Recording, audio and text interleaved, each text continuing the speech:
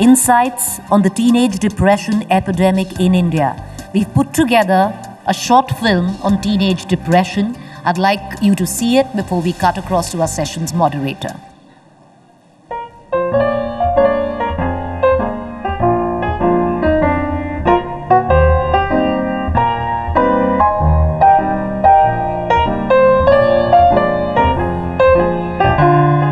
Teenage and depression, they just don't go together, right? I was around 16 years old.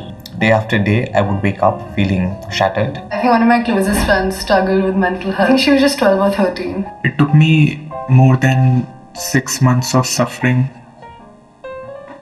3 or 4 suicidal attempts.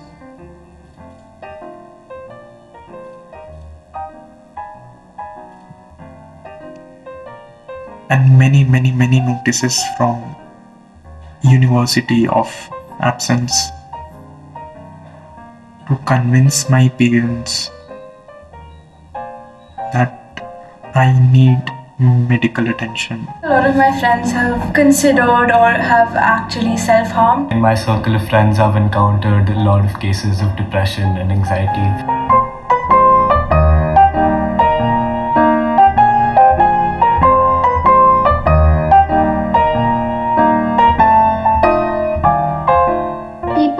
Do not really understand what depression is. They think that you have to be of a certain age to be depressed. Bullying would be one of the biggest reasons for depression. Body shaming people, making fun of people for their sexuality. There's this need to please on social media, being very conscious of what you're posting, wanting to edit every picture. Be it in family or in school, people are unconsciously pressure boys to be a certain way. First would definitely be family issues. My parents, they didn't handle their divorce as well as they should have, and I feel like that's the case with a lot of people, and they involve their child too much, way more than they should. I think bullying is a big one. A lot of people still feel like they can't confide in their parents. There's a big divide between people of other sexualities and people who are considered to be conventional. Everything is so competitive. Anything below 99.99% feels like a failure. Body is a very big one. Skinny is a constant one. Then there's snatched, which is having a really small waist. Domestic violence obviously has to be on that list, because once a child sees that, it traumatizes them for the rest of their lives.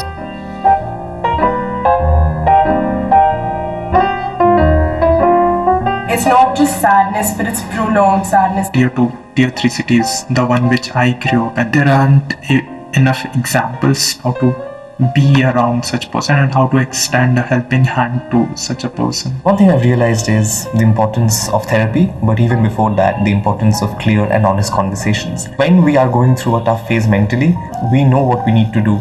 We know how we can get out of it. It's just that we can't do it. It was always a hush-hush topic. Even at home, it was always a hush-hush topic. It's a very tricky, murky battle to fight.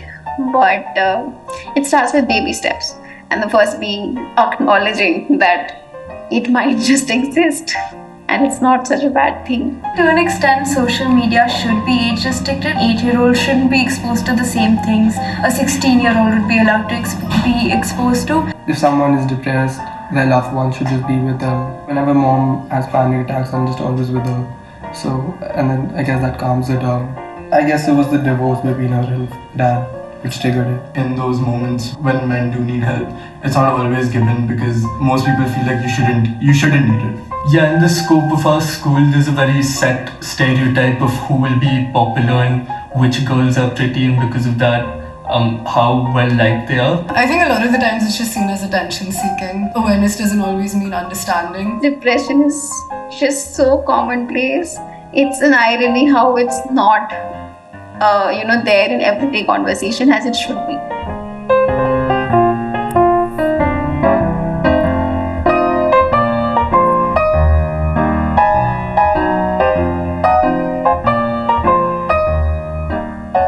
Well, to take it from here, I'd like to invite our session's moderator, Shoma Chaudhary, consulting editor, India Today Group.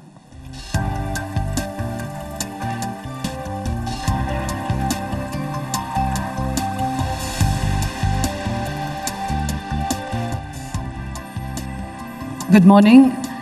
Continuing a tradition that India Today started 2-3 years ago of spotlighting a very, very important issue in our society, which is teenage mental health. It's not talked about enough, and we're really hoping that these sessions will draw more and more attention to this. You saw this little film. It gives a sense of the echo chamber of how widespread this is. There were some statistics there, and I'll just share one more before I call the panelists on stage, which is that in India, and this is all underreporting, there are about 200 million people who suffer from active depression, and only about 30% are seeking help. And to show that this is really something that's ever escalating, in America, we've just, some statistics say that 60% of young girls in America, 3 out of 5 are so persistently sad that they have fallen out of normal activities. So that's really like canaries, telling us what's wrong with our society. And to discuss that, to draw attention, we have a really, poignant, powerful panel today. And I'd like to first call on stage Pranavi Khandekar. She's 22 years old. Pranavi, please give her a warm welcome. Pranavi is 22 years old. She's studying psychology at Ambedkar University. And Pranavi is somebody who suffered from depression from the time she was 9 to, she's still coping, healing. She's someone who's self-harmed, who's tried to commit suicide, has OD'd, and she's here to tell us, what really happened with her and what was her state of mind during those years. I'd next like to call on stage Abha Adams, who is a very, very respected, well-known educator in India. She has been the director of Shri Ram Step by Step and has worked with children for more than 30 years. She's written a book called Parenting in the Age of Anxiety. So please give a warm welcome to Abha. And now we have Nupur Dhingra, who's a psychotherapist and psychologist, works with her consultancy practice is called Family Tree, and she works a lot with young children and families, so has great insight into what's going on. And next I'd like to call Sudipto Patra, who is a parent, he's a professional in his own right, a media person, but again, who both his sons have suffered from acute depression. The elder son more so is someone again who's self-harmed, tried to commit suicide, and is now, in the process of transitioning to a new gender. And Sudipto is here to share with us, from a parent's perspective, how to deal with children who are wounded in any way. So thank you very much for joining us.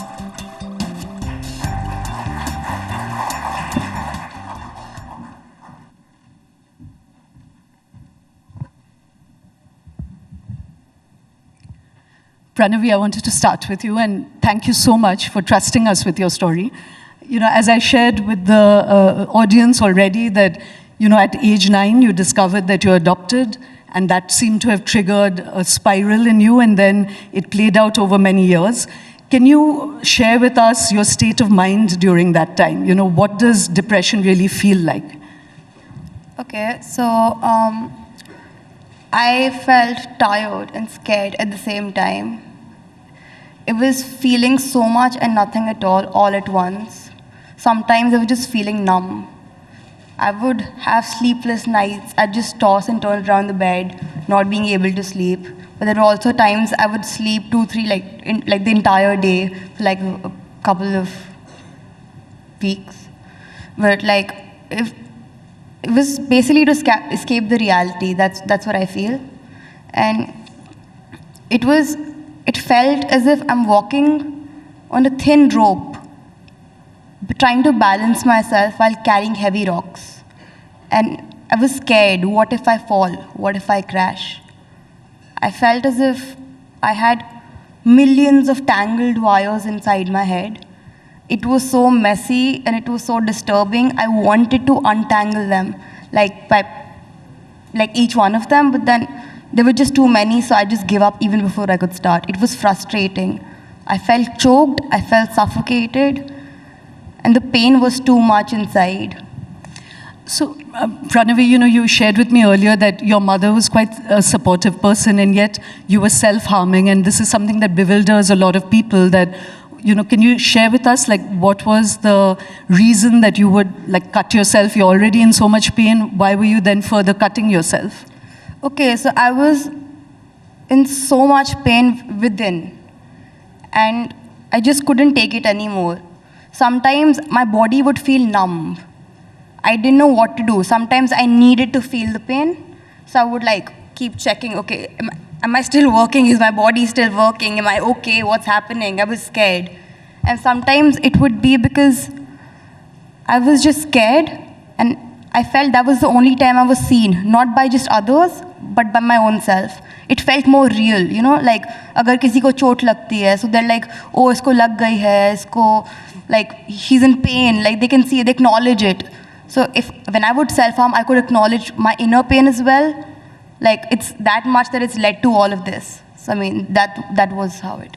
So it was literally like giving vocabulary to what was inside. Exactly, to make it visible. You know, I'm going to come back to you to talk to us about what helped you heal, but I just wanted to share with the audience that in addition to finding out about her adoption, there were other triggers for Pranavi, which was that she was fat-shamed. You said you were about 90 kilos, yeah. And she was fat-shamed. People remarked about her color, her peers. She shifted schools, you know, teachers, parents. There was a lot of stuff going on for her, and I want you to help us untangle that. But Abha, here's where I want to come to you. You know, you've been working for 30 years and more possibly with students and children. What is going wrong, Abha? And you know, there's always been generation gaps, stuff that we've heard about, parent-child conflicts. But in the last 10 years, what has escalated so much that we're seeing this phenomenon, you know, this epidemic of teenage depression? I think it's been there for the last 20 years and we didn't realize the early starts. But I believe the last 10 years has really shown the impact of the kind of accelerated change that our society is going through. Dr. Shelja Sen, when I spoke to her, said something very interesting. And she said, children are the canaries of our times. If children are broken, then society is broken. And looking at it from that perspective, I think we've fractured ourselves in many ways. We've given in to rampant consumerism. We have the commercialization of practically every aspect of our lives, whether it's giving birth to babies or preschool, whatever it is. The digitalization and that takeover has particularly, when you add that to the mix, added to this sense of, I'm not perfect.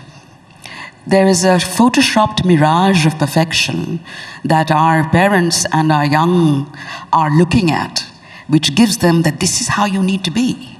You need to have a glistening skin, you need to be tall, you need to be skinny, you need to have straight hair, you need to be fair, and what's more, you need to have a happy, happy life.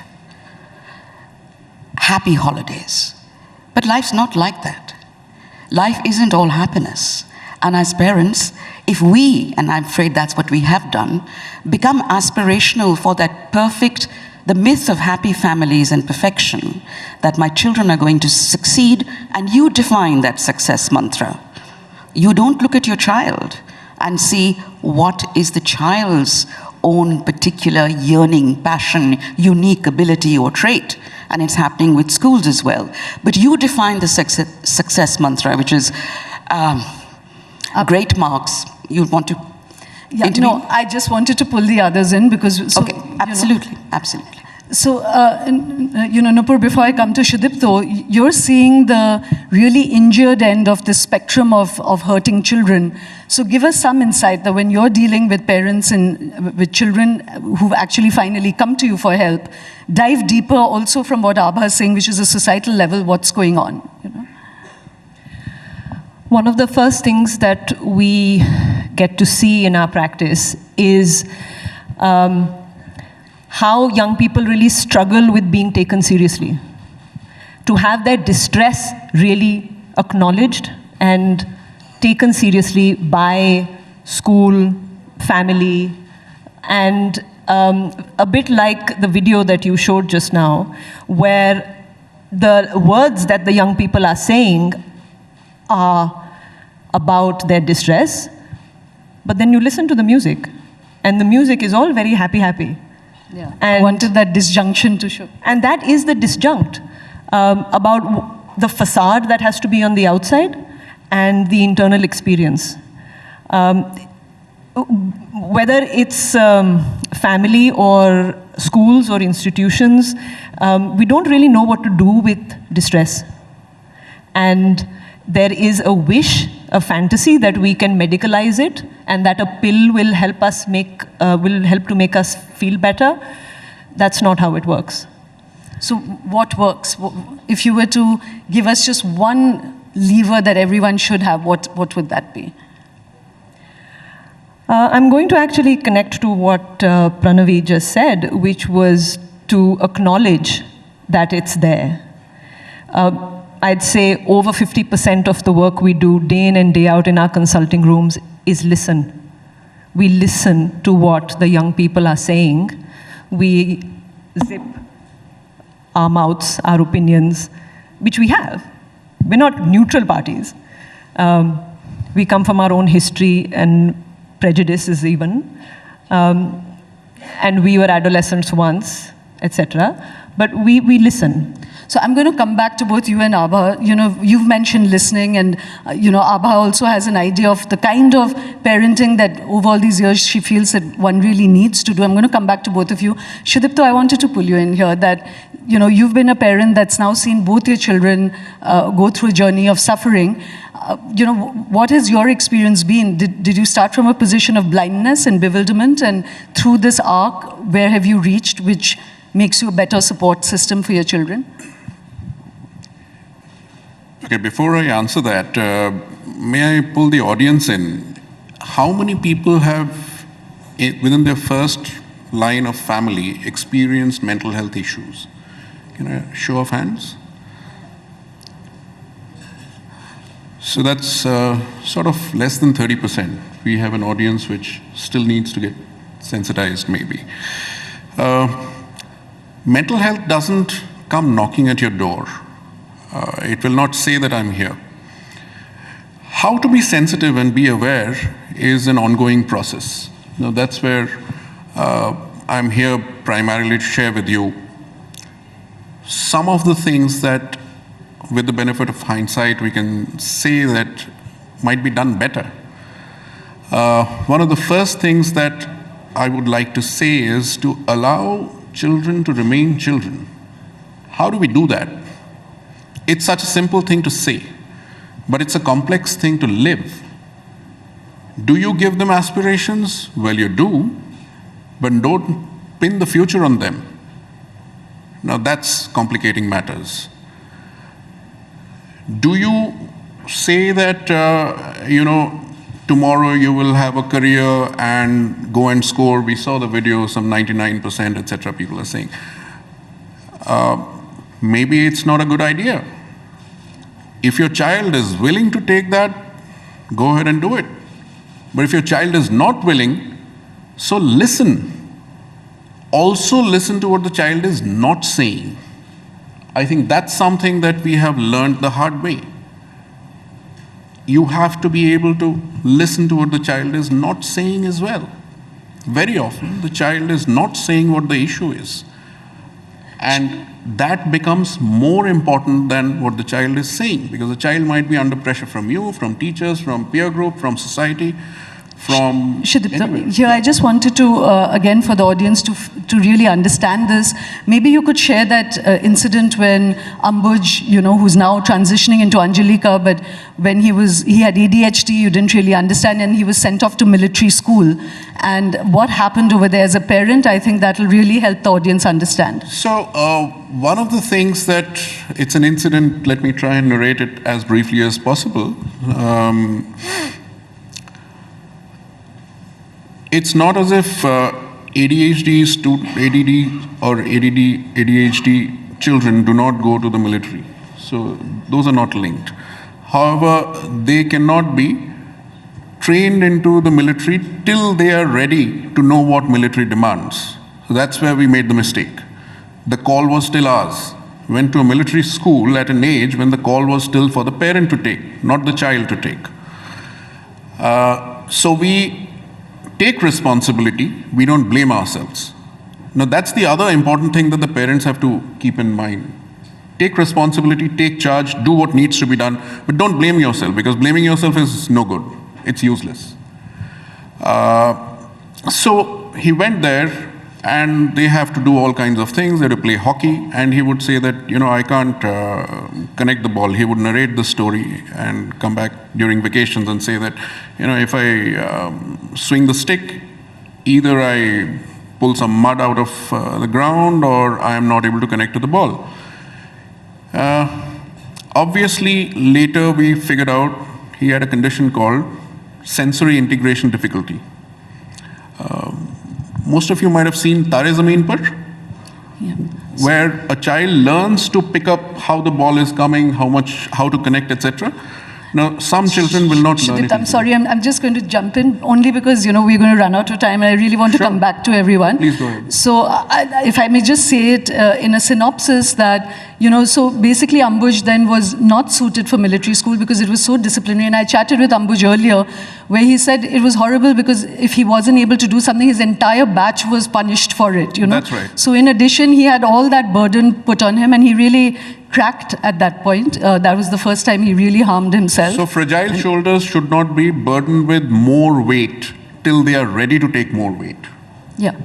So I'm sorry I'm rushing you all. It's just that, these are big issues and we're sort of rushing this. But Pranavi, help us understand that, you went through this entire process and today you're sitting here facing an entire audience. For someone who couldn't face yourself, what was it that helped you heal? I think therapy and medication combined helped me be the person I am today, helped me learn, helped me grow, helped me understand myself. Therapy taught me how to create space in my body to deal with and handle difficult feelings and emotions. It taught me how to create a tap in that overflowing patila of my anxiety. It taught me how to deal with my anxiety. So like I was told about an anxiety meter. So 1 was the lowest, 10 was a crash. So I was able to recognize, I was slowly becoming aware of where I was. And if I would ask for help immediately when I would see myself that if I was at a 3. So I think that helped me. And yeah, I have written something. Yeah, you want to share that? Yes. Very quickly. And also, you were saying that very often now you dialogue with it's not that there's no more anxiety in you, but you've learned a way of talking to yourself. Yes, exactly. You want to share that? Yeah, I would love to, yeah. So each time I get anxious or, I feel angry or throw a tantrum with my mom, for example, and I feel horrible about it. So I talk to myself. I talk to the inner child in myself. I tell it that I know that you're scared. I know that you're fearful. But it's okay, I'm here too now. I'm 22 years old. I can take charge. I don't want to abandon you. No, I don't want to. We can do collaborative work. I know you care for me and I respect and value you. You are very valid. So I would talk to it and I would really feel better and I was able to activate my adult self. Right. Yeah. Pranavi, I'm going to come back to you to read that because, I haven't finished just plumbing all of them. Abha, may I come back to you that, when we were chatting earlier, you zeroed in on 2 very important things that all society needs to do, which is to communicate and connect better, Those are big words, but is there any ingredients to that we can all take away? Differing temperaments, but is there some practice we can follow? Communication and connection at both the level at the home and the school. And I've seen that there's a breakdown in both. At the basis of communication is the fundamental need to accept. All of us want to be accepted for who we are and valued for what we bring, and to be respected. If, as a parent, I do not connect with my child with that acceptance of I see you, I hear you, I respect you, and I accept you for who you are, then that connection doesn't happen, and then communication gets worse. I owe this understanding to Gloria, who is here with us this afternoon, and who clarified that as adults, as parents and educators, when we feel insecure and inadequate, we go to our go-to place, which is controlling behavior. We want to control the child in the class, we want to control the child at home. And of course, that's a collision course. So creating safe spaces at home, early on, very early on, and at school, which is sorely lacking, the space for conversation is shrinking, leave alone a safe space, where the child knows that she has love, she has security, she has understanding, she will not be judged, she will not be belittled, and she will be accepted, where she can speak her mind to the parent and to the teacher. And that's critical. Now, it's hard because as a society, we are not used to speaking about these things. And so I think that's where training needs to begin. Right. So again, Nupur, I'm so sorry, I'm feeling terribly this thing because we have such short time. Help us understand, you spoke about, again, this compliance, and you've spoken about listening even as a therapist, but there's a big parent community here that when you're dealing with these injured children, is there any pattern that you're seeing, which is creating that breakdown and which you feel, again, that there can be some playbook that parents can take away? So there's three things I want to say. One is in response to Pranavi's thing about anxiety still coming up. All of us on this stage right now are anxious about different things. Anxiety is something that everybody in this room experiences. Each of your smartphones is used as anesthesia against our anxiety when it rises. So anxiety is not something that's going to go away. It's a physiological experience. So let's not make it into something that is wrong. It's about levels of anxiety, connected to which the whole point about it needing spaces of safety. See, learning can only take place when the nervous system is in a place of safety. If your child in the home or in a school or in any scenario is scared, the nervous system is overwhelmed, and fear does not become a conducive place for the nervous system to take in new information. So learning cannot take place in fear. All of you are in powerful positions in your own respective places of work. You would know what it's like to have been facing a senior who's not listening.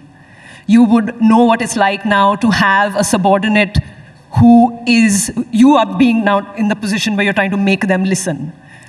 Nupur, I just wanted to cut in here because there's one important thing. So you've made this point about the anxiety that a lot of parents that I've spoken to that even young children are confused about what's that line where you just tell someone to buck up and carry on, or when you really take it seriously enough to give it attention or therapy. Parents often can't recognize that. Is there anything that you can give? Yes, and it's actually a specialist thing to be able to recognize when anxiety is over threshold, and where you cannot tell them to just get on with it. But as a rule of thumb, I'd say if you're talking to teenagers or young people, avoid the word should, because then you've lost your audience. And the second one is do not tell them to get on with it, because that's very dismissive, and then you've lost your audience again. But is there anything, how do they know when you have to go to a therapist? Like, this is happening at home. How do you know that you need to go to a therapist? So our bottom line is take all distress seriously. After that, we can then talk about how much, when, where, and how. Okay. But you have to take distress seriously, because only then are they going to take you seriously. Right. You were sharing with me earlier, there are physiological symptoms, that when being sad to just not being functional is a good example of when you need to go to a doctor, But Sudipto, I'm going to have to rush you on this, that as a parent, when your child was cutting, ODing, you had a certain response to it, which you said has helped you get through it. Would you share that in a line? So what we did was we tried to tackle the job at hand, which was to take care of the child. We stood by the child. We didn't panic ourselves. That's one of the first things that usually we have heard other instances from other parents do. We were lucky enough not to do it. But what we fell short of is continue to show affection during that period of distress. So we needed to solve the immediate crisis when on a holiday we had a situation at home where medical aid was needed and no doctor was available. So we did what was necessary, including an intramuscular injection, tetanus, and so on, with guidance from the doctor. But what we could have done was to show more affection, that we understand. That's something that is always in short supply when children have mental health challenges. Yeah. I'm so sorry, and I'm feeling very rude to not let all of you read what you had planned to read to the audience, but I'd just like to share with you that all of them have written books, and the books are available outside on Amazon at Bahari Sons. I'm going to have to leave it here. I'm sorry Sudipto's not even able to speak about the gender dysmorphia, transitioning to a new gender, all very bewildering experiences for parents, but this is just the tip, like a torchlight. And thank you very, very much, all of you, for sharing your time and experiences with us. Thank you. Thank you so much. And like Shoma pointed out, all their books are at the Roshanara Hall. You can have a chat with them if you wish to. Get your copies signed. They're right here, and they'll see you at the Roshanara Hall. But I request all of you to stay on stage for just about a minute as I call upon Mr. Ranuj Kohli from Hitachi to come up on stage and present a small token of our appreciation to our panelists. Ladies and gentlemen, please raise a warm applause.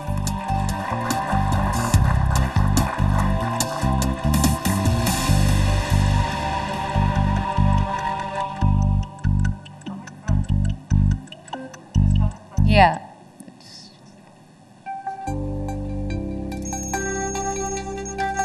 Just from the side, yeah. You can just come in from the side.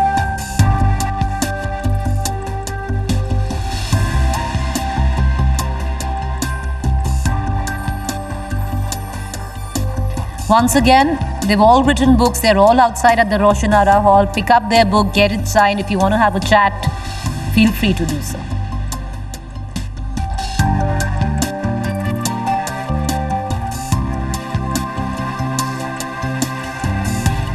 Thank you, panelists. Let's move on right now to our next session.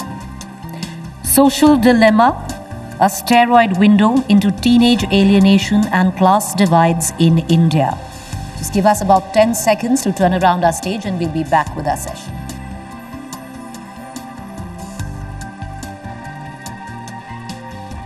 Again, I'd like to remind you on all the sessions that have taken place here since yesterday on our 20th edition of the India Today Conclave. The highlights of that will be encapsulated in our next edition of the India Today magazine.